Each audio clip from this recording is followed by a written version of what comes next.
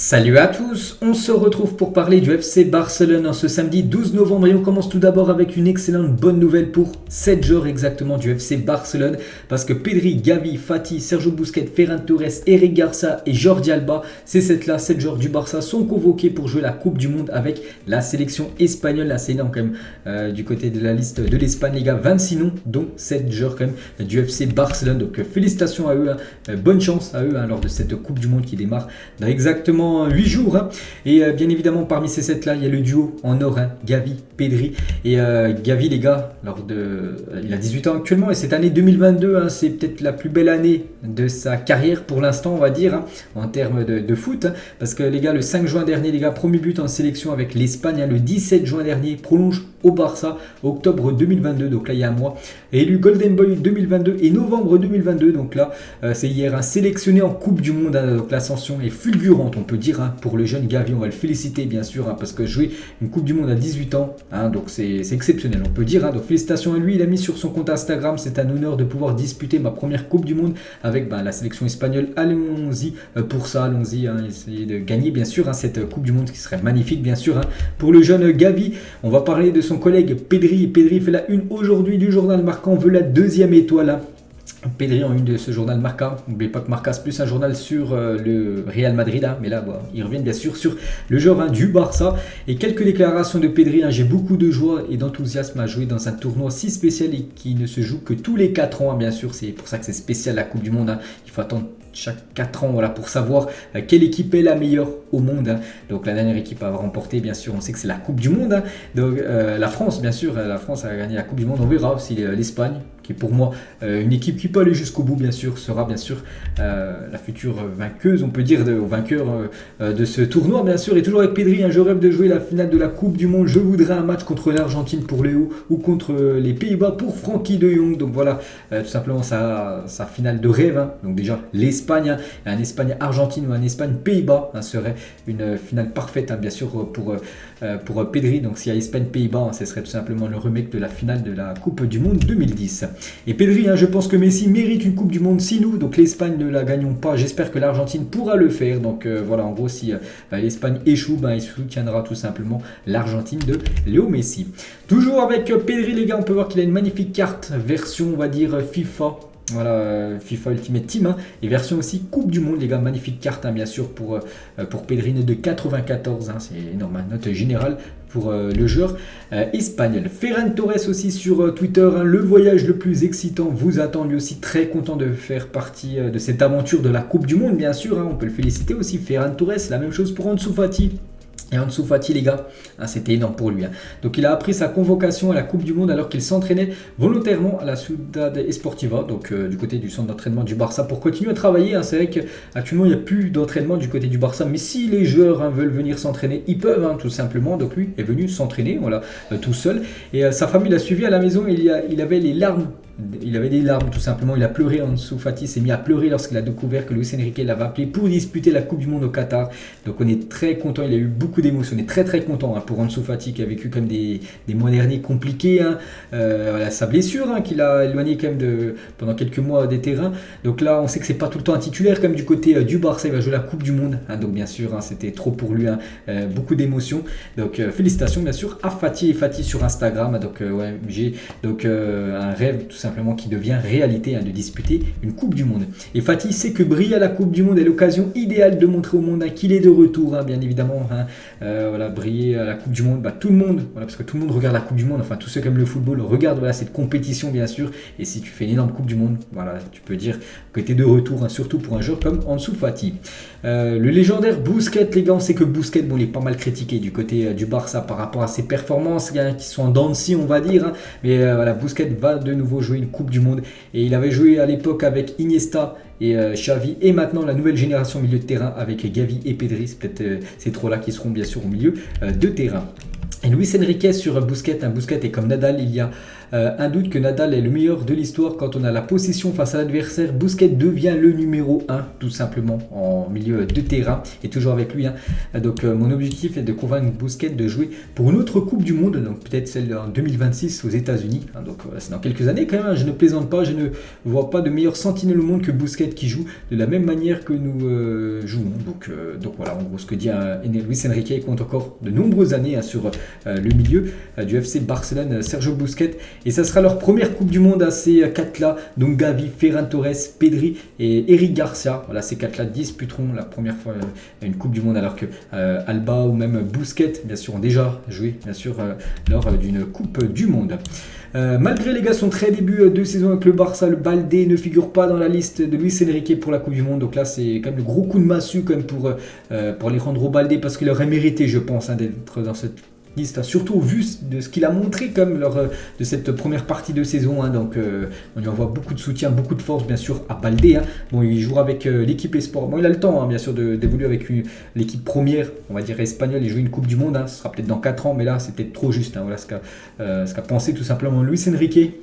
On peut voir que lui, et aussi Nico Gonzalez, les gars, qui est prêté à Valence, et aussi Arnaud Tenas et aussi Pablo Torre, les gars, figurent parmi l'équipe Espoir qui joueront les 2 prochains matchs. Ce sera 2 matchs amicaux. Choisi pour la gloire en une journal sport, bien sûr, par rapport à la liste de Luis Enrique, et liste en gros du journal Mundo Deportivo, bien sûr, avec tous ces joueurs espagnols convoqués, bien sûr, pour la Coupe du Monde. Du côté de la sélection néerlandaise, Memphis Depay, on va le féliciter aussi, parce que l'attaquant du Barça, les gars, figure aussi dans la liste des joueurs qui vont jouer à cette Coupe du Monde. Donc Memphis et bien évidemment Frenkie de Jong, voilà les deux néerlandais sont dans cette liste. Et un petit message aussi pour Xavi Simons, les gars, qui est sorti un format à la Masia, le centre de formation, et lui également il va jouer la Coupe du Monde, les gars, avec la sélection néerlandaise. Donc félicitations à ces 3-là. Et du coup tous les joueurs du Barça convoqués en Coupe du Monde, donc il y a du Ter Stegen, il y a Koundé, Araujo, Christensen, Garcia, Alba, Busquets, Frenkie de Jong, Pedri, Gavi, Dembélé, Ferran, Memphis, Rafinha, Lewandowski, Ansu Fati, Abdé et Sergino Dest. Donc voilà tous les joueurs du Barça convoqués pour cette Coupe du Monde. Donc on va leur souhaiter tout simplement bonne chance à tous. Donc plus particulièrement bonne chance à Koundé et Dembélé, parce que voilà, on joue avec l'équipe de France et bien sûr c'est la nation que je soutiens. Mais voilà les gars, bonne chance bien sûr à tous les joueurs du FC Barcelone qui réalisent une très belle Coupe du Monde. Et concernant Araujo, les gars, on sait qu'Araujo est dans la liste de l'Uruguay, et le Barça et la Fédération uruguayenne de football ont convenu que Araujo ne disputera pas les phases de groupe de la Coupe du Monde et ne jouerait que les qualifications, que si l'Uruguay se qualifie, en gros il disputerait que les matchs élimination directe, en gros que à partir des 8e on pourrait voir Araujo. Après c'est ce qui se dit, donc après bon, on verra, parce qu'il peut peut-être commencer titulaire s'il est apte à jouer, mais pour être forfait tout simplement les 3 premiers matchs Araujo, les matchs de poule. On verra voilà ça sera quoi bien sûr pour Araujo, bien sûr, son temps de jeu du côté de cette Coupe du Monde.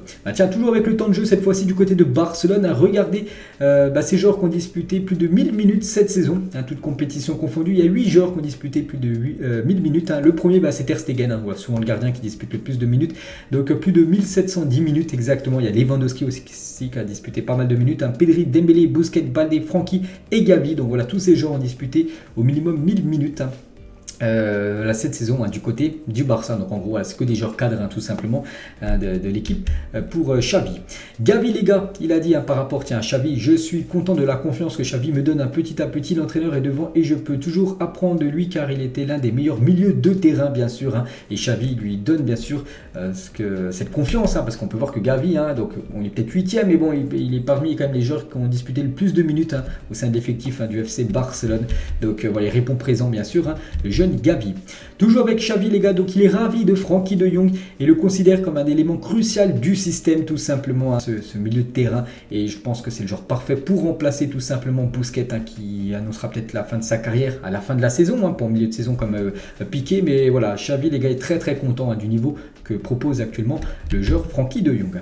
Lewandowski, les gars, donc il a marqué en gros 40% des buts cette saison du FC Barcelone, c'est énorme, quasiment un but sur 2 du Barça, les gars, est inscrit par Robert Lewandowski.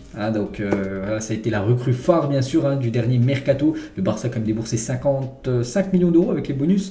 Donc on s'est dit voilà, c'est quand même peut-être cher, il a plus qu'un an de contrat, il est vieux, tout ça. Mais non, regardez, il répond quand même très très présent. Heureusement qu'il est là parce qu'il a marqué bien sûr des buts très importants. Peut-être qu'il n'aurait pas été là les gars.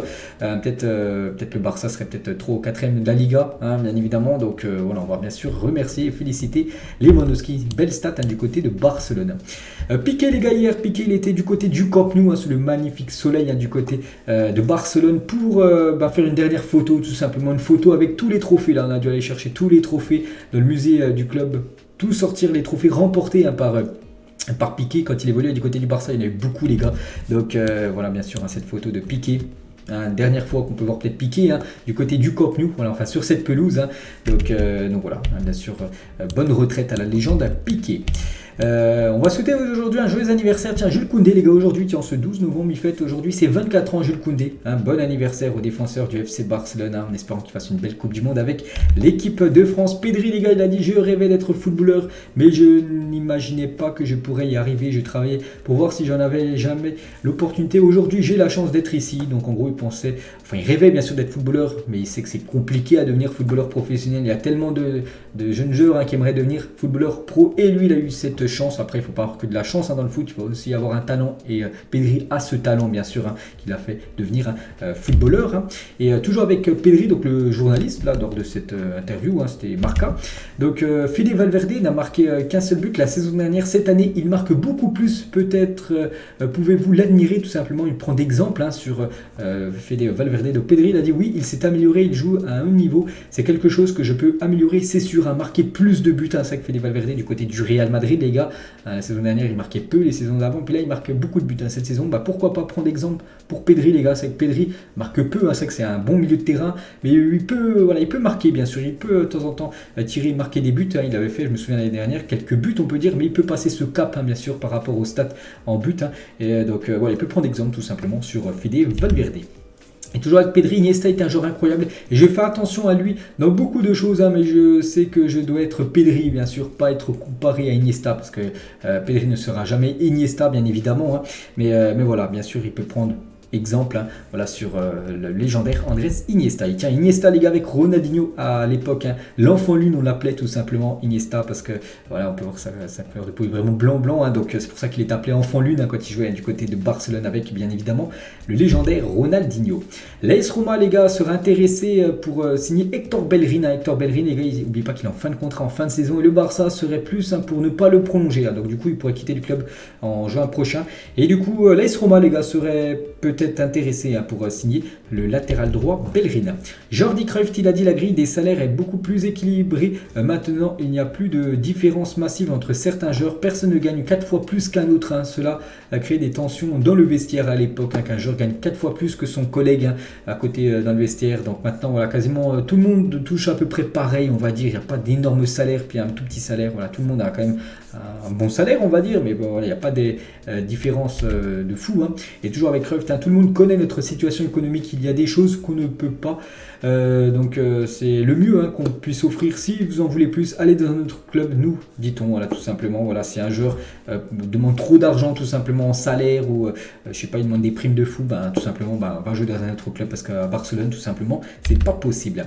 On peut voir que le Barça, les gars, est intéressé. Bon, il y a aussi des autres clubs comme le PSG, City, Liverpool United et aussi Chelsea, et bien sûr Barcelone qui est intéressé par le jeune Youssoupha Moukoko. Le Barça, je le dis depuis quelques jours quand même, il suit vraiment la progression de ce joueur, et il sera en fin de contrat avec Dortmund, donc ça peut être vraiment une très belle recrue, bien sûr, le joueur allemand.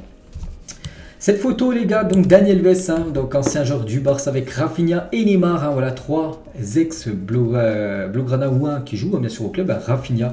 Donc voilà, cette photo va faire plaisir aux supporters et fans du FC Barcelone. Et on finit, les gars, cet épisode aujourd'hui. On va parler de Marcos Alonso. Et le Barça doit-il prolonger Marcos Alonso sur le Twitter Actualité Barça, plus de 10 000 votes.